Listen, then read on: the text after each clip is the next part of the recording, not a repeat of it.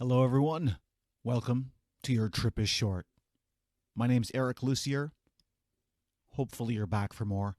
Episode number 9, recorded Sunday, November 15th. The end of an NFL Sunday. I'm a big football fan, but when your team's on a bye, you could really care less. I tell you what, I've been a Dallas Cowboys fan for, I'll say, my whole life. Probably 37, 38 years. I'm 45, probably even a little bit longer. I'll always remember being a Cowboys fan. They're horrible. Horrible. This is not meant to be a sports talk show. They're horrible. Unwatchable this year, unfortunately. And I had big hopes. I think all of us Cowboys fans had big hopes, but it is what it is. Wasn't meant to be. Dak went down. It was all going down from there. The scary part is the NFC East is completely still winnable. It's an absolute dumpster fire, top to bottom. The Washington football team, you say nothing more. They had to change their name from the Redskins. The New York Giants, the Philadelphia Eagles, and the Dallas Cowboys. The Eagles are in the first place with, 3 wins? The Cowboys are tied for last with 2 wins? It's horrible. So the Cowboys are on a bye today. Didn't really watch much football, even though I tell you what, got the Red Zone channel for the first time. And if you've never watched the Red Zone and you're a football fan, it's second to none. And if you're a fantasy football player like I am, I don't know how I lived without it. That's all we watched all day long today. We just sat down, had the games on, and it was great. The balance was 5 early games, 6 night games, and it was constant highlights. And now the night game is on. Patriots are playing the Ravens. And it's just hard to get into sports in general right now. There's no fans in the crowd, or there may be. I guess I should take that back. They're starting to implement it more and more. They really should not with what's going on with our COVID numbers right now, but it is what it is. It's just hard to get into sports. Like, I was just realizing yesterday that even though the Lakers just barely won the title, 3 weeks ago maybe, the basketball season basically starts up December 22nd. And I guess they don't want to really delay the start of the season just because it ended late, but it's just been a very, very wonky, weird 2020. But I didn't want to talk about sports. I totally opened up the mic not wanting to talk about sports, and it's really, I just happened to mention it's the end of wrapping up a Sunday. I thought I'd jump on the podcast real quick because something that just came up in a real recent episode, I think maybe even yesterday, became pertinent, timely because of a tweet that I saw. And that is, so I mentioned it's November 15th today. So on this date in 1986, the Beastie Boys released their debut album, License to Ill. And I remember that. And what's nuts is I was 11. I mean, just absolutely zany to think of how long it's been since that album released. And I so vividly remember hearing License to Ill for the first time. And I think maybe it was perhaps the summer of 87 that I really listened to it a lot. But I'll always remember being at my cousin Danny's house, or at his parents, really, my aunt and uncle's. And him playing that, we were in the backyard. And I remember being stung by a bumblebee on my forehead. We were taking down some shingles or some siding on their house, and we disturbed a little hive or something, if you will, and a bumblebee came out and landed on my forehead and basically stung me right in the eyebrow. And I remember pinching it and basically pulling it off my forehead and throwing it down on the ground and stomping on it.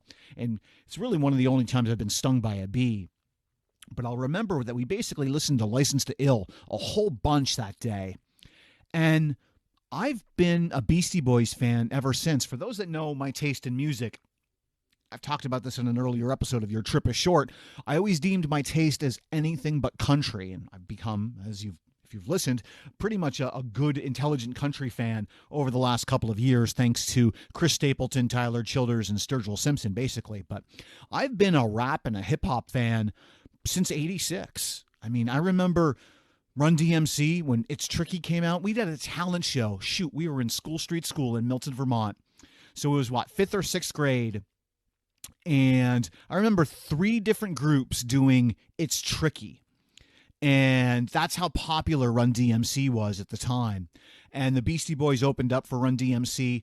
before License to Ill came out, and it helped put them on the map. But I've been following the Beastie Boys' career ever since, and have always been a huge, huge fan. Fortunately, I had a chance to see them once on a Lollapalooza stomp up in Montreal. But going through all of their albums, remember Paul's Boutique, there could not have been a bigger, more hyped album for rap than that album. And then when it came out in '89, it just did not do well. Yet, looking back at it, it was a work of art. There were so many samples that went into that, and that was a big delay as to what took between 86 and 89 to release that album, as there were so many samples to clear. And actually, I've worked in that end of the industry, so I know what it's like. But there was a delay there, and when it came out, there was just it wasn't not as much hoopla. There was not a fight for your right to party on it. There wasn't a Brass Monkey or a Paul Revere, but it is incredible. You listen back at it now, and there's absolute genius all the way through that album. And then you go look at the albums that they did after that. Check Your Head, 1992, one of my all-time favorites. Absolutely love that album. Ill Communication, 94. Hello Nasty, 1998. To the Five Boroughs in 04. The Mix Up in 07. And then the last one is in 2011, the Hot Sauce Committee Part 2. But I don't know where rap and hip-hop would be without Mike Diamond, Mike D, MCA, Adam Yauch, and Ad Rock, Adam Horovitz. But rap owes a great deal to those guys, and they were talented through and through. They started as essentially a punk band, could play all of their own instruments, and thank goodness that they really put down their punk instruments and picked up the rap and hip-hop scene. And from my understanding, they weren't exactly the biggest rap fans at first, but they kind of went in that direction because they saw the viability of it, and I'm thankful that they did. They were amazing on stage. They would put down the microphones and jump behind the instruments and basically lay down a funk groove, and it was incredible. I mean, some of their instrumental stuff is some of my most favorite Beastie Boys cuts, but behind the mic, all three of them were absolutely stellar.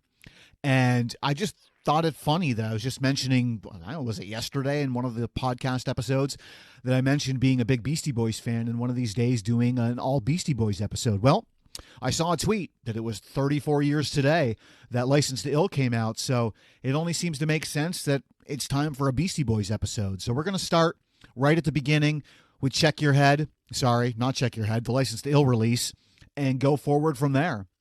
And we'll play a track off of each, and I could play dozens and dozens of Beastie Boys songs, but I'm going to try to keep these to these 10 song segments that I've been doing, and then do a little bit of backselling and try to keep these podcasts under an hour. Keep the talking under 10 if at all possible, and I'm already approaching past 8 minutes, but I just thought it was super timely. I thought I'd put it out there. It's kind of an interesting way to really close down a Sunday night and close down a weekend, but these guys are very, very important to my life, and what they've brought me, fun, enjoyment. They didn't care really what anyone thought of them. I've got the Beastie Boys book that I got to delve back into, one of many, many books that I have to read, but incredibly talented, very gifted. Of course, we lost MCA just much too soon, and I remember his cancer diagnosis and thinking that he was going to make his way through it, and it seemingly their thought was that he was, and then of course one day he was gone, and you knew that the Beastie Boys were done. They were going to have a presence still in the world, but there would never be another Beastie Boys show without the three of them on the air. So still miss that man every day, seemingly. They were just an incredible talent, and not many artists have the longevity, period. It doesn't matter your genre, but to be still prevalent 34 years later after your release is impressive, especially in rap and hip-hop. And so we're going to do the Beastie Boys here on episode 9 of the Your Trip is Short podcast. My name is Eric Lucier. I hope you enjoy this. We're going to start off with a track from License to Ill and go through their discography from there. I hope you enjoy the Beastie Boys on Your Trip is Short. The Your Trip is Short podcast, episode 9 on the Beastie Boys. 34 years ago today, License to Ill came out and decided, hey, why not? No time like the present, huh? Whole episode dedicated to the Beastie Boys and the power trio they really were. The set started off with one from their debut that dropped 34 years ago today. She's Crafty. So many tracks. Great tracks on that album. I was like, which one should I play? I could have just played the whole darn thing. But She's Crafty from their debut. Then it was a matter of picking out the one from Paul's Boutique. So many good tracks on that one too. Shake Your Rump, you heard. And then perhaps I think my favorite B-Boys release, Check Your Head from 1992. Incredible. 28 years ago that release came out. I chose Pass the Mic from the 2009 remastered release from Check Your Head, Beastie Boys. Get It Together from Ill Communication, another outstanding release. Man, their first four, unbelievable. Intergalactic from Hello Nasty. Right Now from To the Five Boroughs. Too Many Rappers from Hot Sauce Committee, Part 2. I realize I don't have the mix-up. I didn't throw one in there from the mix-up. But then went back to the debut for Paul Revere, Professor Booty from Check Your Head, and Sure Shot from Ill Communication. So hopefully you enjoyed that Beastie Boys set as we wrap up this special edition of the Your Trip is Short podcast. Just due to this anniversary of License to Ill coming out 34 years ago today, I thought it'd be fun. I'm going to be doing a lot more like this. I mean, so many discographies, if you will, can be summarized extremely well in 10 albums or 10 releases, tracks, but it's really hard to pick out some of the gems. You know, these shouldn't be greatest hits releases. These should be some of the album tracks, and I'm going to pick out here, hopefully, some of the tracks you haven't heard before. So I'm hoping you enjoyed that one. Turn it over to Spotify to have them rubber stamp this and get this going real quick so I can promote it, especially today on this anniversary date of License to Ill coming out. So my name is Eric Lucier. If you want to reach out, yourtripishshort2020@gmail.com. Send me a note. Please give a like, share, follow, what have you, on here on Spotify and Anchor for the Your Trip is Short podcast. I'll be seeing you again soon, or you'll be hearing from me again soon. And always remember, your trip is short.